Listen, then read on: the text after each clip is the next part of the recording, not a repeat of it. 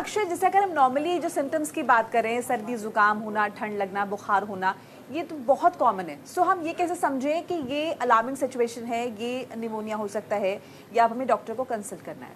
अगर आपका बुखार 2 से 3 दिन से ज़्यादा आ रहा है, आपको ठंड लग के बुखार आ रहा है, आपको सांस लेने में दिक्कत हो रही है,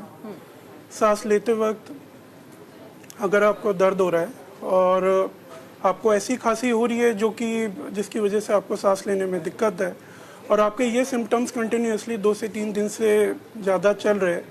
तो आपको निश्चित तौर पे एक डॉक्टर को दिखाना चाहिए जो आपके प्रारंभिक चिकित्सक है, जो भी आपके निकटतम हॉस्पिटल में उपलब्ध है, उनको जाके आप एक बार जरूर दिखाइए। जी, हमारे साथ डॉक्टर अमिताभ बाका भी जुड़ चुके हैं, डॉक्टर श्वेता पुरोहित भी जुड़ चुके हैं। आप दोनों का भी बहुत बहुत स्वागत है। डॉक्टर अमिताभ का मैं रुख कर लेती हूँ। डॉक्टर अमिताभ, जैसे कि हम अभी सिम्टम्स के बारे में जिक्र कर रहे हैं, तो यही सिम्टम्स हम छोटे बच्चों में भी देखेंगे और यही सिम्टम्स अगर हम किसी बड़ी एज के व्यक्ति में देखेंगे तो कॉमन सिम्टम्स होंगे, या इसमें भी कुछ ऐसी चीज़ें हैं जो ज़्यादा नोटिसेबल हैं या हमें ज़्यादा ध्यान देने की ज़रूरत है?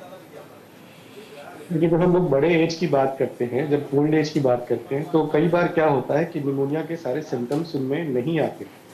जैसे हम कहें कि बुखार, कई बार बड़े लोगों में बुखार नहीं भी देख सकता है, ठीक है। उनमें बहुत सटल साइंस होते हैं, जैसे कि उनके होश में कुछ चेंजेस आना,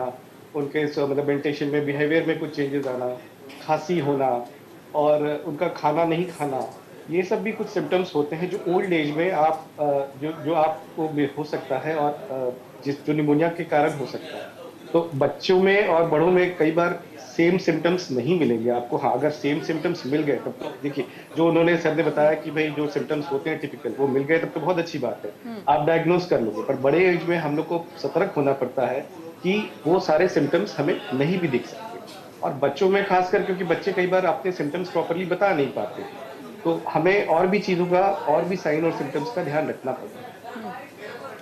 डॉक्टर श्वेता, जैसे कि हम सिम्टम्स के बारे में जिक्र करें, कुछ केसेस में ये भी कहा जाता है, क्या ये मिथ है? जरा आप ये बताइए कि अगर एक बार बचपन में आपको कम एज में निमोनिया हो गया तो फिर आपकी टेंडेंसी बन जाती है, फिर आपको बार बार ये डेवलप होता है,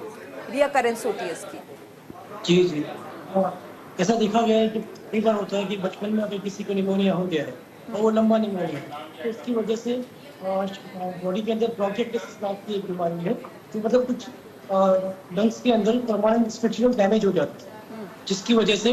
बार बार इन्फेक्शन के चांसेस बढ़ जाते हैं। हर सर्दी जुकाम के अंदर ऐसा होगा, ऐसा जरूरी नहीं है, लेकिन कई बार ऐसा होता है कि आपको कोई निमोनिया है जो लंबा चला है। ज़्यादातर ऐसा देखा जाता है जब आपको कभी बचपन में कोई टीबी की शिकायत हो गई है, जिसके लिए आपने ट्रीटमेंट लिया या आपने उसका ट्रीटमेंट लेने में थोड़ा समय लगा दिया, डायग्नोसिस करने में टाइम लग गया है, इसकी वजह से कुछ परमानेंट स्ट्रक्चरल चेंजेस जिसको कि ब्रोंकाइटिस कहा जाता है, वो अगर डेवलप हो जाते हैं लंग्स के अंदर, तो उस कंडीशन के अंदर ज़्यादा चांसेस रहते हैं कि आपका जब आपको जीवन में हमेशा बार बार जब भी मौसम चेंज होता है तो आप में इन्फेक्शन की टेंडेंसी बढ़ जाती है।